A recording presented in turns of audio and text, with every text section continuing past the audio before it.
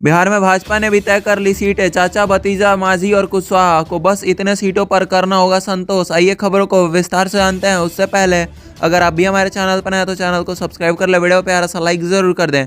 बिहार की सियासत में लोकसभा चुनाव के नजदीक आने के साथ करवट बदलने लगी है। इसी क्रम में जदयू और राजद के बीच भाजपा ने भी अपनी सीटें तय कर ली। पार्टी ने अपने सहयोगी दलों को सीटें देने का भी वादा किया। हालांकि इसमें कई समीकरण को ध्यान में रखेगी बीजेपी और समीकरण को ध्यान में रखते हुए परिणामों को चुनाव करेगी। ऐसे में गणित के साथ तय होगा कि कौन बीजेपी में आएगा और कौन नहीं। लोकसभा चुनाव नजदीक आने के साथ साथ विभिन्न राज्यों में भाजपा और सहयोगी दलों के बीच सीट बंटवारे की तस्वीर साफ होने लगी है।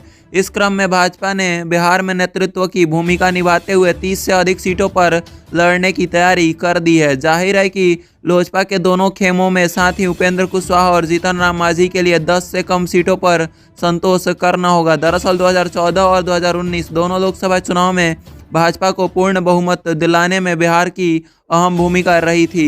नीतीश जब भाजपा से अलग हुए 2014 में, तो साथ ही अलग होने के बाद बीजेपी ने 40 सीटों में 30 पर उम्मीदवार खड़े किए थे और 22 सीटें जीतन राम मांझी जिस पर सफल रहे। इस तरह राजग के खाते में 40 में से 31 सीटें आई थी। वहीं 2019 में नीतीश कुमार की जदयू के साथ समझौता होने के बाद भाजपा ने अपनी 5 सीटें जीती हुई छोड़ दी थी। केवल 17 सीटों पर उम्मीदवार उतारे थे, जिनमें सभी 17 सीटों पर जीतने में सफल भी रहे। पिछले चुनाव से अगर तुलना की जाए तो जदयू में 17 में से 16 और लोजपा 6 में से 6 सीटों पर जीती थी। इस तरह भाजपा के सहयोगी के साथ 40 में से 39 सीटों पर जीत हुई थी। भाजपा 2024 में कमोवेश 2014 के फॉर्मूले पर ही सीटों का बंटवारा करने का मन बना चुकी है, लेकिन इस बार सहयोगी के लिए पिछली बार की तुलना में कम सीटें छोड़ सकती है। 2019 में राजग के बाहर होकर राजद के साथ चुनाव लड़ने वाले उपेंद्र कुशवाहा को इस बार एक सीट पर ही संतोष करना पड़ सकता है। 2014 में 60 सीट लड़ने वाली लोजपा को